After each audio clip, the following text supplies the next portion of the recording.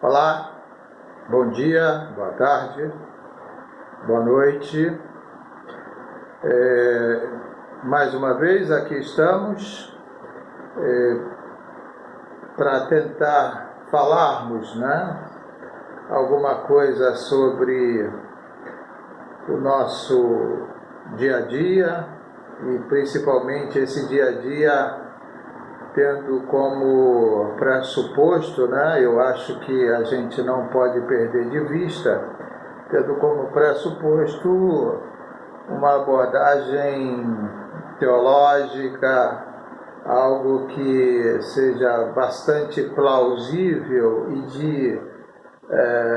de consistência e que tenha uma abrangência, que não seja aquela apenas restrita aos ciclos acadêmicos. Eu estou aqui me lembrando que desde que comecei essas séries de vídeos, de falas que a gente tem postado aqui, um amigo meu muito caro mesmo, com quem eu tenho uma amizade, que começou essa amizade como uma amizade virtual, primeiramente num grupo de WhatsApp, que a gente não conhecia quase ninguém, e essa amizade tem se estreitado cada vez mais. Maranhense, um desses nordestinos, bastante arretado, homem de letras também, homem da filosofia e homem principalmente da teologia. E aqui eu estou fazendo essa saudação especial a você, meu amigo Nilson Rabelo, pastor Nilson Rabelo. Quero desejar para você neste dia, nesta manhã de quinta-feira, um dia na presença do Senhor, que Deus esteja aí abençoando a você e sua família. E também, já que eu estou falando do Nilson, quero falar também do meu amigo, dileto amigo. Um é maranhense, que foi durante algum tempo radicado na Bahia, e agora, graças a Deus, está aqui respirando e bebendo das águas cariocas, não daquelas águas sujas da Baía de Guanabara, mas está aqui respirando esse clima de carioca, que é o Nilson. Mas eu tenho também esse amigo também muito chegado, que é o Valdir, que é um filósofo, não é pastor porque não quer, mas é um filósofo, é um cara com quem também eu tenho uma grande simpatia, um grande apreço. Valdir, que Deus abençoe também seu dia, a sua família, tá bom, meu amigo? Mas eu estou querendo falar aqui do Nilson, porque o Nilson, depois que eu comecei a postar esses vídeos, ele falou para mim assim: poxa, Luiz, por que você não põe lá, Quero ver lá a sua biblioteca, lá no fundo, E geralmente no fundo aqui eu tenho apenas um computador que no momento está desligado, mas é um espaço aqui que eu tenho na minha casa, tem um outro espaço aqui do lado, também que é utilizado para isso também. E aí eu tenho dois filhos, um que estuda farmácia na UFRJ, outro que é recém, ingressou recentemente na labuta aí do direito, da advocacia, E aí eu uso tanto esse espaço quanto o outro. Mas o Nilson estava perguntando pela minha biblioteca. E eu falei assim: não, eu estou traumatizado com esse negócio de ter biblioteca no fundo, enquanto você está falando. E aí lembrei aquela situação do caso recente, Infelizmente aconteceu e às vezes questões como essa da internet e vídeos desmistificam, algumas categorias, algum desses homens que estão aí no centro do poder. E eu me lembro que um desses vídeos aí da internet que viralizou era de um desembargador que ele de repente afastou a sua cadeira e esbarrou no quadro, Ele tinha uma biblioteca fake.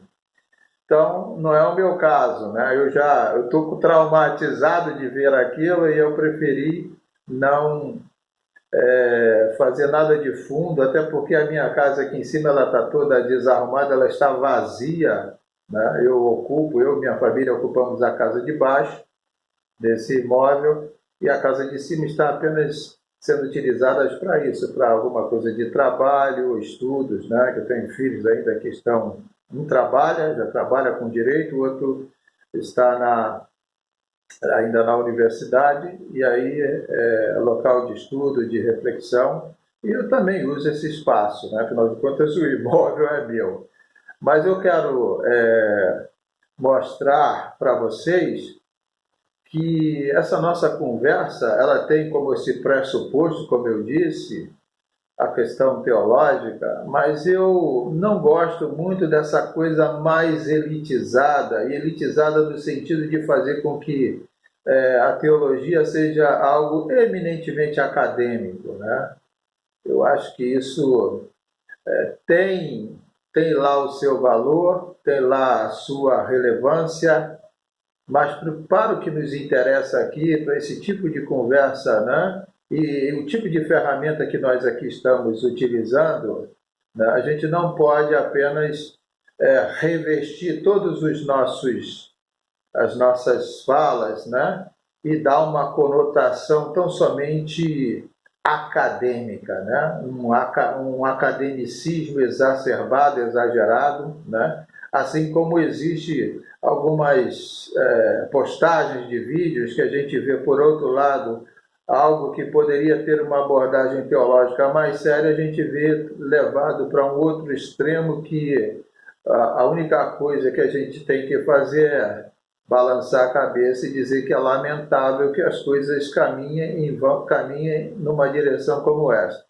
Então a gente está aqui tentando colocar as coisas com certo equilíbrio, com certa maturidade, tentando principalmente criar um desejo, né, e um entusiasmo por parte daqueles que não se interessam ou pouco se interessam por essas questões de natureza teológica, criar esse interesse e também despertar, quem sabe, até mesmo a vocação de alguém que de repente pode ser alcançado, né, com uma postagem tão simples como essa, né, que eu pretendo, né, até quando Deus me permitir que esse tipo de postagem possa acontecer, eu prefiro que essa postagem seja sempre tão simples como essa, como uma conversa, como um bate-papo, como um diálogo. Eu sei que do outro lado, aí do outro lado, tem alguém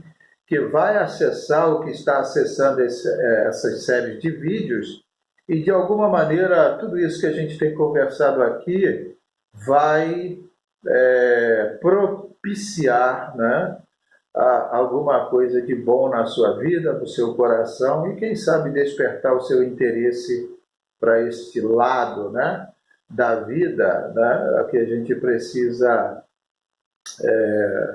deixar claro que é de vital importância, principalmente para aqueles que já estão envolvidos dentro de um contexto, né, de religião, de igreja, né, que militam de alguma maneira dentro desse espaço, não apenas, não exatamente aos pastores, mas a todos aqueles que estão a serviço, né, do Evangelho e da Igreja e que vão se instrumentalizando através de boas leituras, de boas palestras, de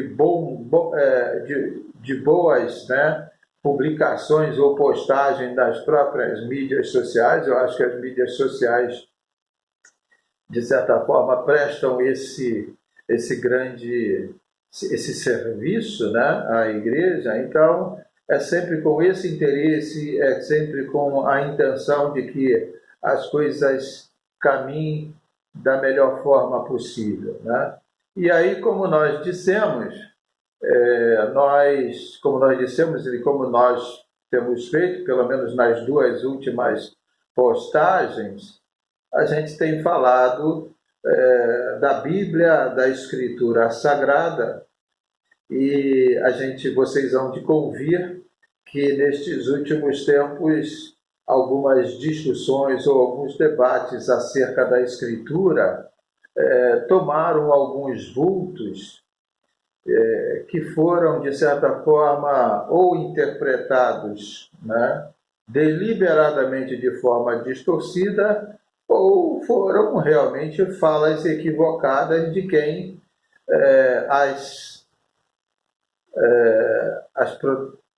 de quem protagonizou, né, efetivamente essas falas. Né? Então a questão da escritura, da Bíblia, ela, né, não é algo assim tão simples, né?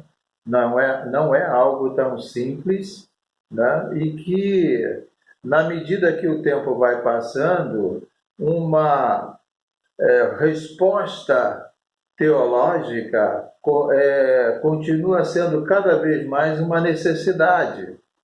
Na medida que o tempo passa, uma resposta teológica vai e essa discussão e toda essa problemática, né, a tendência é de que cada vez mais ela se avolume, né? E por uma simples razão, né? A gente fala da escritura enquanto narrativa, a gente busca referências, né, para as nossas vidas e para a regulação até das nossas vidas, né? A gente fala da Escritura, né? Eu, por exemplo, como pastor batista, a gente fala da Bíblia como regra de fé, ela é regra de fé, de conduta, isso está explícito até mesmo nos nossos estatutos de constituição das nossas igrejas batistas, né? A gente fala da Bíblia a partir desse contexto de uma regulação e essa questão aí levada para a questão de costumes, de moral, ela acaba tendo algum outro tipo de desdobramento que muitas das vezes não é aquilo que efetivamente nós intencionamos. Então, lidar com a Escritura a gente precisa ter muita sabedoria, precisa ter muita paciência, a gente precisa ter muito equilíbrio emocional e a gente precisa, eu também não posso me furtar a isso, né? E aqui é uma questão muito mais pessoal minha, isso aqui é uma ferramenta que eu estou usando para externar algumas coisas que eu efetivamente penso e reflito, tá? Mas então a minha fala aqui tem um peso, tem uma situação, né? E se eu estou no púlpito de uma igreja, essa fala tem um peso e valor institucional ainda maior. Tá? Aqui, não estou abrindo mão desse peso e valor institucional com o qual eu estou aqui me comunicando com vocês. Tá? Não estou aqui fugindo dessa responsabilidade. Mas a gente precisa entender que quando nós estamos falando e conversando sobre Bíblia, né, que para nós de dentro da igreja é a regra de fé, e para nós de dentro da igreja é a bússola ou o parâmetro que também direciona as nossas vidas, do ponto de vista de nossas relações pessoais com aqueles com quem nós mantemos algum tipo de relacionamento também fora da igreja, ela continua sendo parâmetro, continua sendo bússola. E em alguns momentos há algum tipo de embate por causa até do tempo e da situação em que nós vivemos e que nós precisamos ter suficientemente responsabilidades para entendermos esse tempo novo e para, do ponto de vista de uma hermenêutica, de uma teologia, né, que nós vamos construir, que nós vamos fazer junto com esta congregação com a qual nós temos um compromisso maior, nós vamos estabelecer parâmetros de relação com as pessoas de fora. Nós vamos estabelecer de igual modo, a gente está falando aqui de uma relação institucional, né? Eu estou agora buscando aqui essa fala de uma relação institucional do ponto de vista da igreja e a gente precisa também deixar claro para os que estão de fora de que maneira, né? Porque, por exemplo, você vai a um concílio de pastores né? Você vai ao concílio de pastores e há uma série e na sabatina há uma série de perguntas e injunções acerca dessas perguntas do ponto de vista da eclesiologia, de como as pessoas são recebidas ou podem ser recebidas dentro da igreja. Quem regula isto também, ou seja, o parâmetro para regular isto, né, ainda que haja pro forma, né, do ponto de vista de um registro de estatuto, em que estabelece regras para essas coisas, mas quem estabelece parâmetro inspirado numa regulação, numa regra, que a base de tudo isso é a Escritura Sagrada. Então a gente está falando aqui de relações formais, de peso institucionais de fala, né? E que a questão da escritura, né, ela é fundamental, né? Ela é um instrumento que nós temos e que baliza as nossas ações, que balizam as nossas falas, né? O referencial é a escritura, né? Mas a gente precisa entender que a cada tempo nós recebemos essa mensagem de revelação que está na Escritura dentro de uma situação, de um contexto, de uma situação existencial, de um contexto social. E eu não estou querendo dizer com isso que isso é esse tipo de argumento que eu estou aqui colocando para vocês. Eu não estou querendo dizer que esse tipo de argumento ele significa que há hoje uma abertura muito maior para a igreja receber tudo e todos. Tá? A gente precisa também ter consciência disso.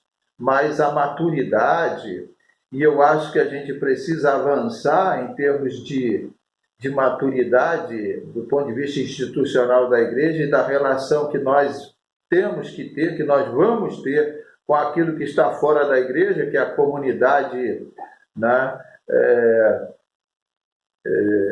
Que é a comunidade civil, né? Que a gente vai dizer que é o Estado, né?